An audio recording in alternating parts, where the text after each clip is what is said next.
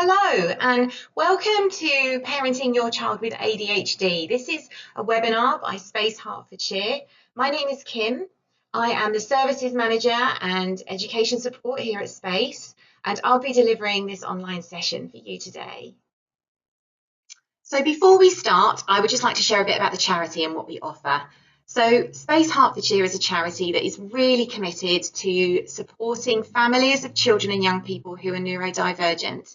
So that might be ADHD, autism, dyslexia, dyspraxia, a whole range of neurodiverse conditions. And we do that through our charity offer. So we have specific family support workers who send support to families, advice. You can book telephone consultations with them. We have face-to-face support groups that run across the county. There's events and activities that run throughout the year that children and families can access and join in with. We've got SBLO events and activities. We also have something that we call Lending Space. That runs 3 times a week from our head office here at Stansted Abbots. And Lending Space is an opportunity for you to come along with your child, book a time to come along and explore a whole range of toys and resources, sensory toys that your child might enjoy. And you can borrow those for up to about 2 weeks. We've got a range of training and workshops that we offer, not just to parents, but to schools and to other organisations as well. And we run those locally and nationally. We have alternative provision, which is our support offer and education for children who are out of school. We offer re-engagement programs for children who are finding it difficult to access mainstream education. We also have a closed Facebook group, and if you haven't joined us on that already, then please do. It's an amazingly supportive community of other parents, and there's always some really helpful advice and discussions that are going on there. We also offer what we call services. So these are paid for services where parents can book consultations with an occupational therapist, education psychologist. We run QB checks for ADHD. We offer dyslexia screenings, dyslexia assessments, and that side of the charity is always growing. So we'll be bringing on some new stuff in the next 12 months. So it's worth checking us out. So on screen, you'll see some scannable QR codes for access to our wider offer. So if there's anything that I just rushed through that you thought, oh, I'd like to know a bit more about that, then now's the chance to scan one of those codes to find out about some of our workshops or our Facebook group or our family support team. So you can either pause this webinar or you can come back to it a bit later and scan some of those codes. Alternatively, you can visit our website, which is www.spacehearts.org.uk to find out a bit more about what we do. So let's make a start on the webinar. So what is ADHD? Well, ADHD stands for Attention Deficit Hyperactivity Disorder. Now here at Space, we tend to prefer to use the word difference because it sounds more positive. But attention deficit hyperactivity disorder is the medical term and the framework that we're currently working within. So it's a neurological condition which affects the way a person thinks and behaves. So when we say a neurological condition, what we're saying is it affects the brain. It's thought to affect about 3 to 9% of the population, and many use ADHD to their strengths. So we often find that people with ADHD are drawn to high energy, fast-paced activities or sports and careers, and they really utilize their energy and their problem-solving skills in careers that play to their strengths. It's probably important to point out that ADHD isn't something you grow out of. You don't become more or less ADHD as you get older. It's a lifelong condition. But what we do tend to notice is that as people mature, they find better ways of and better strategies of managing their ADHD. They understand themselves a bit better. We also need to remember that as you get older, you have a bit more control about the environment that you're in. So if you've chosen an education pathway or a career pathway that really plays to your strengths, then your ADHD-like symptoms are not going to perhaps be as difficult to manage as if you're in an environment that is requiring you to sit still for a lot of the time, like school. But ADHD is characterized by 3 core symptoms, which are impulsivity, inattention, and hyperactivity. So you can be diagnosed with combined type ADHD, which is where you would score highly in all 3 areas. But you can also be diagnosed with ADHD where one of those core symptoms is a bit more prevalent. So inattentive ADHD is where you would score quite highly for inattentive symptoms, but not in the other 2 areas. Hyperactive impulsive type ADHD is where you would score highly in the areas of impulsivity and hyperactivity, but not necessarily in inattentiveness. But ADHD is the overarching name for all types. So we're going to look at these 3 core symptoms in a bit more detail.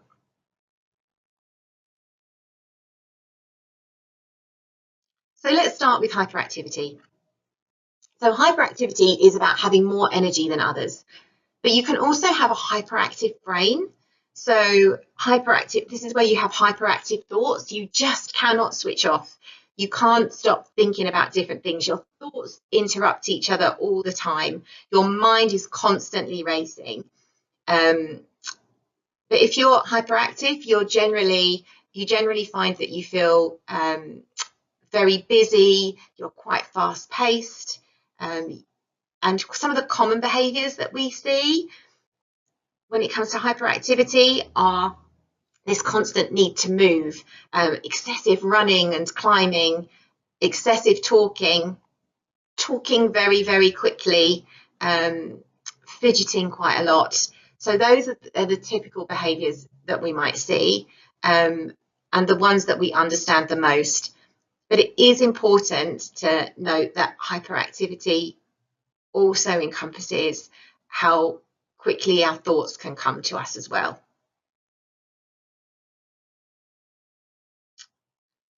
Then we've got impulsivity.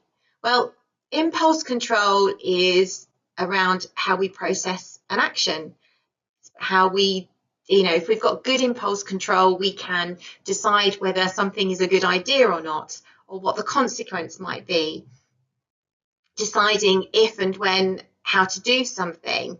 And people with ADHD often have difficulty processing all of those thoughts before performing the action. So this is where the impulsive behaviour comes into play. We might see it as, in younger children, as a quite high risk taking, not really, like I said before, thinking about the consequences of something. And common behaviours that occur tend to be interrupting others. So it might be about answering questions before someone has actually finished talking to them. These are the children that find it hard to be quiet in class. They often call out quite a lot.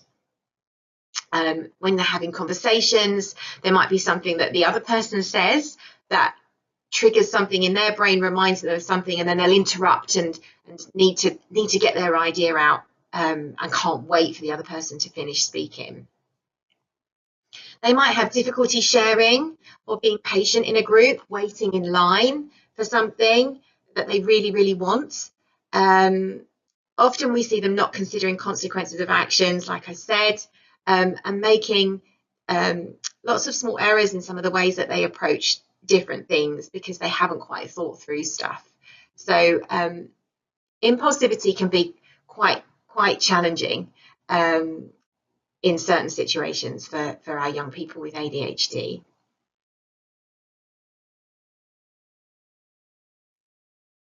So you might be seeing this with some of the people that you know or think have got ADHD. So inattention, this is often characterized by having a really short concentration span and kind of drifting off without focus.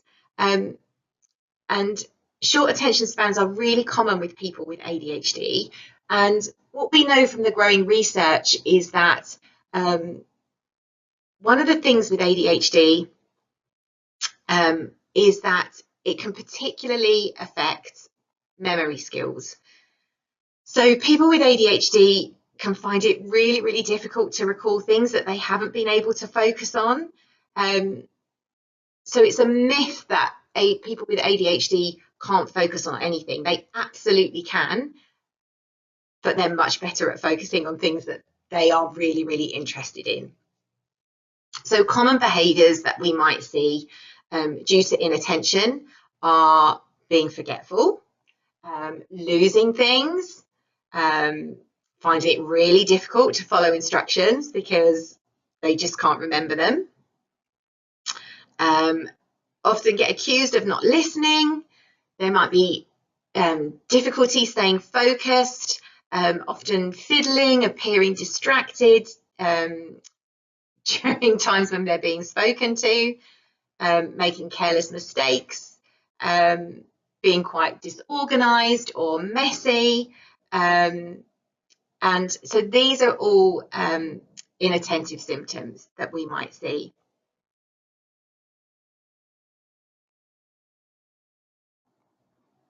So because ADHD is a very real neurological condition, it's really important for us to think about the brain and ADHD. So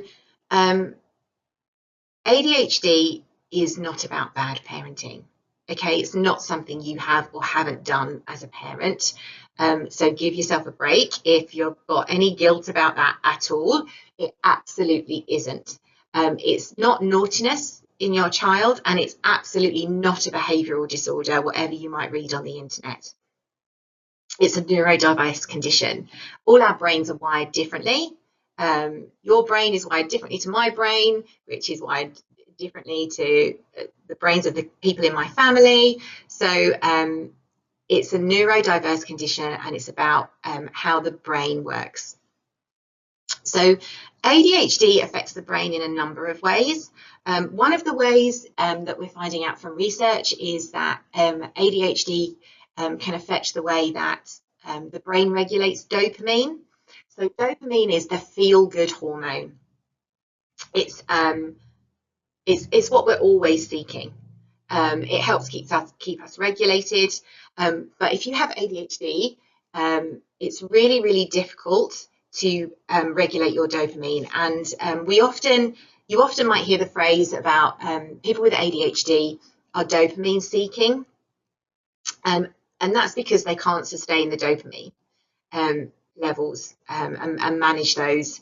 Their brain just can't do it. So they're always looking for the next thing of interest. And that is partly why they can be impulsive, inattentive, hyperactive, because it's all to do with how the brain is trying to get that dopamine and regulate those hormones.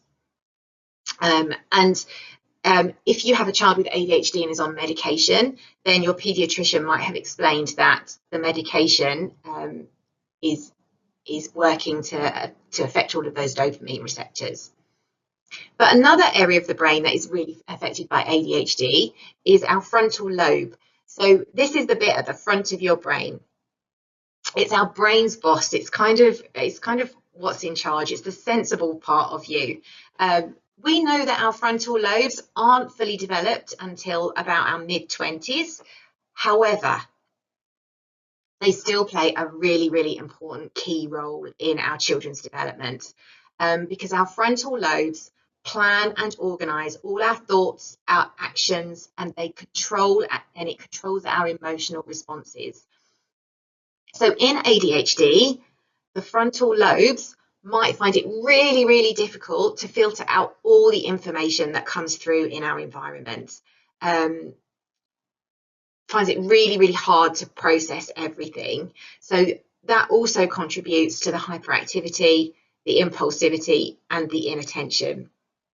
So really what we're trying to do to support our children with ADHD is to engage that frontal lobe, but they find it really, really difficult. So all of those things that I've talked about planning and organising thoughts and actions. If you ever see someone like an education psychologist, they might refer to it as executive functioning.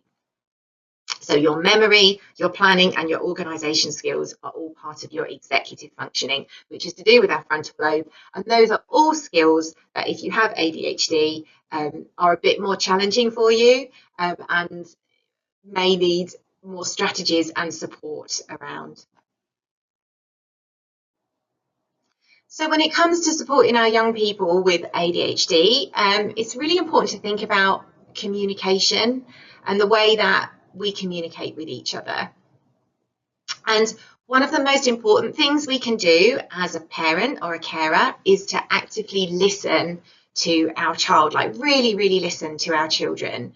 So when our children feel truly heard, we know that their self-esteem really improves. Okay, so when we're talking about listening, that's about being really, really present with them.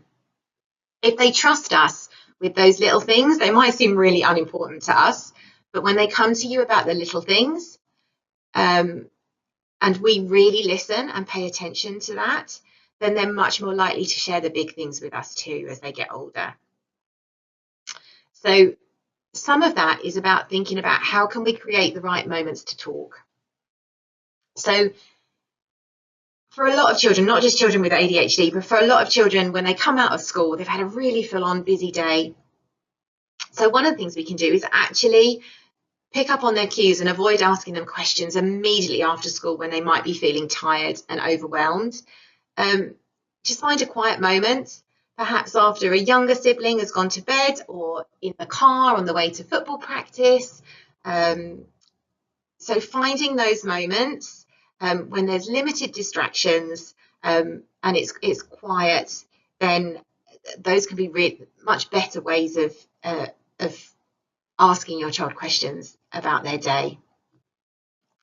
Bedtime can be a great opportunity, and we often hear from families that they think they've created lots of opportunities throughout the day to talk with their child, but it's that moment when they're supposed to be going to sleep that they decide that's the time that they really want to have a chat with you. That can be really powerful. It can really help clear your child's mind. You might want to limit the time that they do that. It could obviously be a sleep avoidance strategy, but bedtime can be a really great opportunity. And often our children feel closest to us at bedtime. We appear less distracted. We're fully focused on them. So that's when they feel safest to talk to you. And keep it really consistent. So a predictable time to talk can really build trust. So I know we just talked about opportunities to talk, but if football practice, for example, is every week or gymnastics is every week, then they might know that that time in the car is the time, is a consistent time where you're able to listen to them and they can talk to you safely. So when it also comes to communication, think about the types of questions that we ask. So the way we ask questions really, really matters. So instead of asking simple yes or no questions, which we call closed questions, like did you have a good day today? Your child might just go yeah or no. And then you're kind of like, okay, then you ask another question or another question or another question. And it can feel quite overwhelming. So asking more open-ended questions can be a much more useful way. So things like, what was the best part of your day today? Or I was thinking about you today and I was just wondering, did anything funny or unusual happen? Or what did you learn at school today? Or what did you particularly, you had PE today, what did you particularly enjoy? So these questions encourage conversation rather than shutting it down with like a one-word answer. So asking those open questions rather than questions that require just a yes or no can really open up conversation. So another way that can work when we're talking about communicating with our children and young people is talking with our child, not talking at them. And I'm guilty of this, and most parents are. A lot of the time, our conversation involves around giving instructions and getting children out of the house or getting them to do something. So it might be commands or correcting them around their behaviour. It's like, oh, make sure you take your washing up, or put your plate by the sink, or don't forget to get your lunchbox before we go out of the door. Have you got everything you need for school? Have you done your homework? All of that. So we're constantly engaging in a kind of, I don't know, almost like it's not even quite a conversation. We're just directing them, and they often can feel a bit overwhelmed by that. So if they're constantly telling them what to do and how to do things, then they might tune us out. So instead, it's important to have time where we involve them in discussions and acknowledge their thoughts and feelings. So things like listening first without jumping in to fix a problem. Sometimes they just need to be heard. So that's a really important way of thinking about how we communicate with children.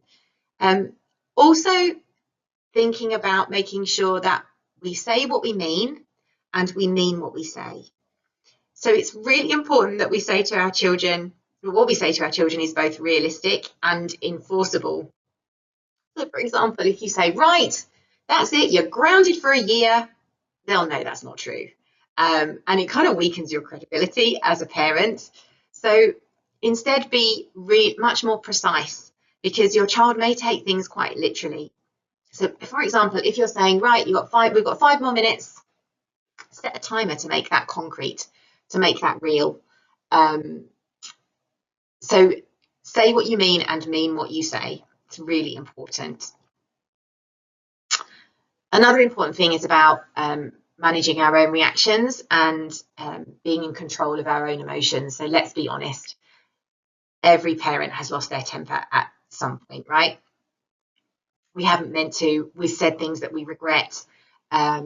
We've reacted in a way that as soon as we've done it, we've gone, oh, I shouldn't have handled it like that. If you find yourself getting frustrated, there is no shame in just stepping away. In fact, what you're doing is modeling great strategies to your child about how to manage their emotions too.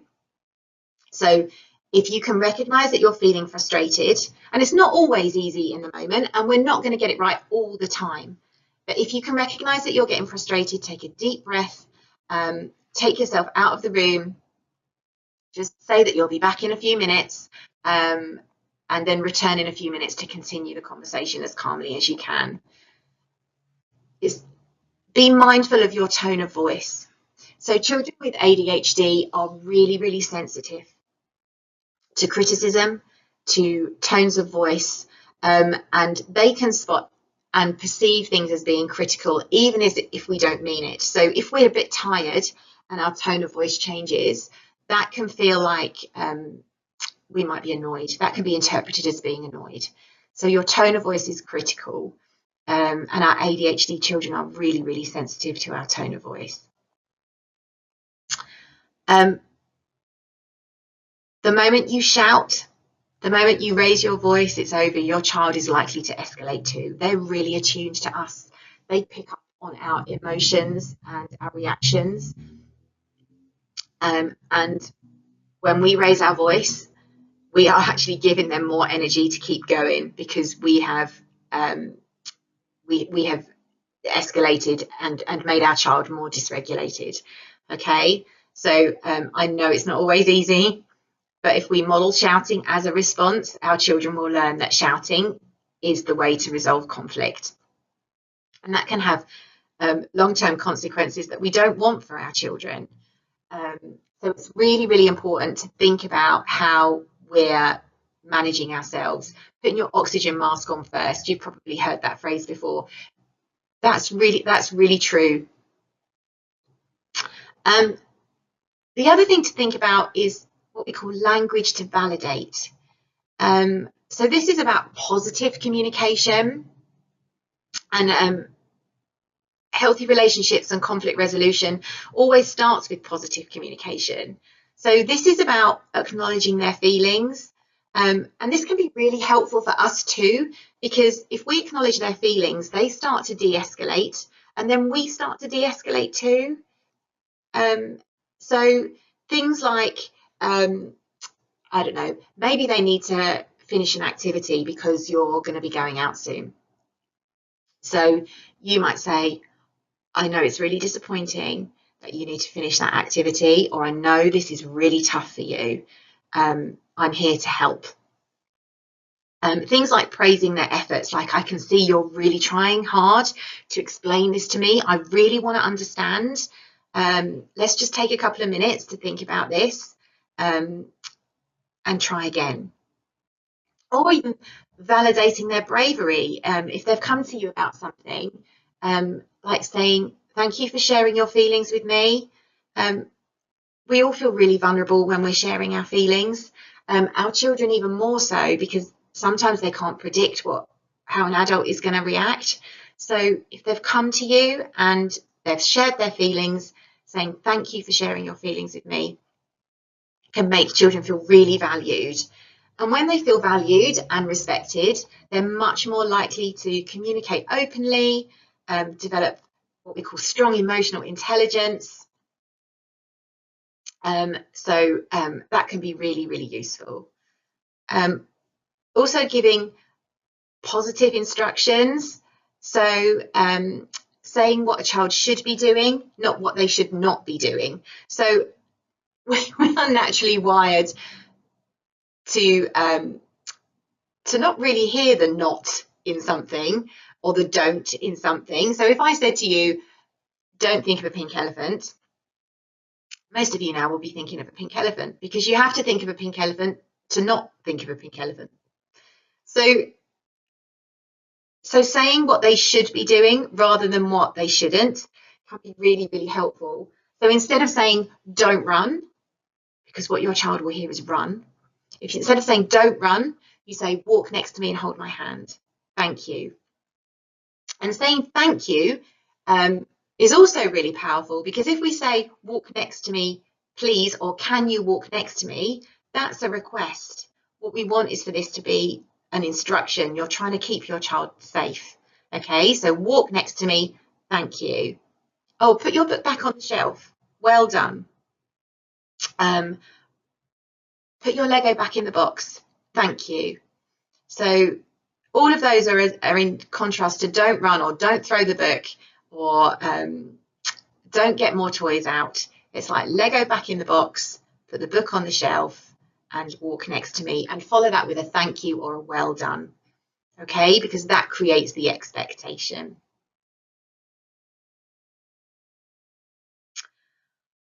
So we're also now going to be discussing the importance of positive praise in parenting, specifically the difference between praise for doing and praise for being. Both types of praise can have a really powerful impact on a child's self-esteem and motivation. And understanding how to use them really effectively can help foster such positive relationships between you and your child. So praise for doing is when you acknowledge a child's actions, efforts, or their achievements. So this type of praise is really important because it encourages children to develop a strong work ethic. So examples of praise for doing might be, you worked really hard on that drawing. It looks amazing. Or, thank you for helping to tidy up today. That was very responsible of you. Or, I noticed how you stayed really calm and used your words when you were really frustrated. Well done. That's amazing. So praise for doing is when we are we've noticed an action or an effort for a child, and it reinforces positive behaviours, making them likely to be repeated. It teaches children that effort and perseverance are really valuable. It helps them develop those problem solving and self-regulation skills that we really, really want to foster. So it and it also, when we use praise for doing something, being really specific so the child understands exactly what they did well can be really powerful. So instead of saying good job, tell them why it was a good job. Okay. Then we've got the other type of positive praise, which is praise for being. So this is when we're looking at a child's intrinsic qualities. And this type of praise can help children feel really valued and loved. And it's about that being that unconditional regard that we want children to feel. So things like, you know what, you're such a kind and caring person. Or I love how creative you are. You always have such great ideas. You have such a big heart. I love how thoughtful you are towards your friends. Or simply just saying, I really love you. I love you just for being you. So that unconditional regard. It boosts self-esteem by showing children that they are valued for who they are. It also sends the message that they can make a mistake and they're still going to be loved and cared for. It really helps build confidence, attachment, and emotional resilience. Really strengthens your bond with your child, because it's basically what you're saying is that they don't have to earn it, okay? That you care for them unconditionally. So other types of praise that we might use might be direct praise, when you're explicitly telling a child what they've done well. So making it really clear that their actions or qualities are being recognised. And this type of praise can have a really immediate impact. It's often used in schools. You did an amazing job tidying up. Thanks for being so helpful. Or I love how kind you were to your friend just now. You worked really hard on your homework. And you can kind of just say these kind of praise, this type of praise, just in passing. Yeah, it doesn't have to be a big deal. It just gives clear feedback on what the child did well, boosts self-confidence. They know they're on the right track about something. It can be really, really powerful. Some of our children find direct praise really tricky. If you say to them, that's a great drawing, they can argue with you, no, it's not. And having worked in schools with children who find direct praise really tricky, sometimes the extreme of that is you might praise something they've done and then they'll screw up their work or something like that. Direct praise can be really tricky and really overwhelming for some of our young people. So in those instances, we might use indirect praise. And indirect praise is when you say something to someone else about your child, but in their earshot. So they can't argue with you because you're having a conversation with someone else. So it might be while you're on the phone to someone, you might say, oh, I was so proud of Sam today. He helped his sister without even being asked. Or you might be talking to another parent and say, you know what? Lily has such a big heart. She's always looking out for others. You might speak to a grandparent or mention to a teacher some different things that you've noticed. So perhaps talking to their teacher at school, well, Charlie really focused on his reading at home last night. I can see that his confidence is growing so much. Something else that we've done in schools and can happen at home is just like a little post-it note with a smiley face that you stick down next to them, a little token or a sticker or something, just as you walk past them. For children who've got phones, sending them text messages or WhatsApps just to say that you've noticed something. You know, they might be upstairs or they might have studied for their, been studying for their homework or revising for something. Just sending them a text or a WhatsApp just to say, I noticed that you worked really hard today. I'm really proud of you.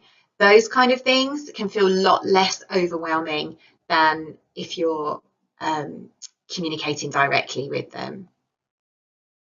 So some of this is also about knowing your child, so learning which types of praise your child responds to best.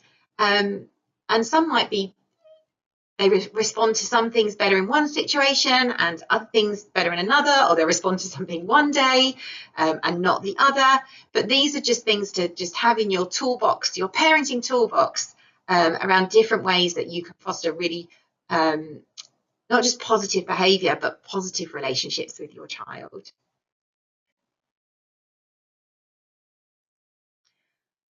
So you may have heard a lot about visuals. Visuals can be a great way to support your child with ADHD. So remember when we talked about inattentiveness? A lot of that is to do with verbal information and what we call auditory processing. It's a very fancy term, but auditory processing is about our ability to remember verbal information that has been spoken to us. And if you have ADHD and executive functioning difficulties and you can't remember things, your constant thoughts are interrupting you, you're going to have trouble remembering things that have been said to you. So visuals are a really great way to support any child, but particularly children with ADHD. It can take a whole layer of thinking away and helps thoughts and routines, turns them into something that they can see. So some ideas might be to have like little key fobs, attach little cards to a key ring with things to remember, using smartphones, setting alarms, using, I don't know, AI devices like Alexa to set reminders, laminating little credit card size pieces of paper, having a checklist by the door before they go out to school or off to gymnastics, like a have you got, post-it notes everywhere, placing them in the rooms or on the space that you need to remember to do stuff. Okay, sometimes making a visual or a poster can be really helpful. If you're really working on regulation and helping children perhaps manage their frustrations, making a poster that simply says stop, think, and then plan and do. So stop what you're doing, think, is it going to hurt me or others, or is it going to be helpful? Plan, what could I do instead? And then do. So having a stop, think, plan, do kind of poster can be really, really useful. So visual timetables. There's tons of resources on the internet and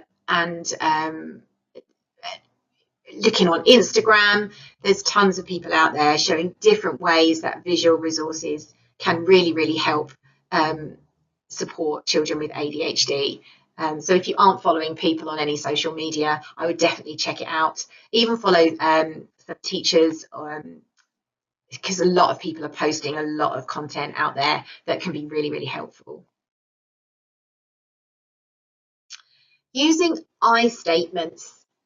So using I statements is really important when we're expressing how we're feeling about something. So instead of wagging our finger at child and saying, oh, you are always so noisy, the word you instantly makes the person feel blamed and can escalate a situation. So using I statements clearly expresses your feelings and needs, and it can reduce misunderstandings and prevent arguments. Actually, what you're doing is modeling really calm, constructive ways of having a conversation. So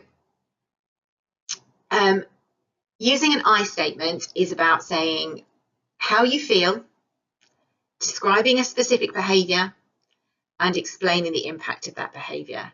So you would start with, I feel upset because I saw you hit your sister. Okay, I would really like you to apologize to her and for us to have a conversation about it, about why that happened. So it might be, I feel really sad when you break your toys.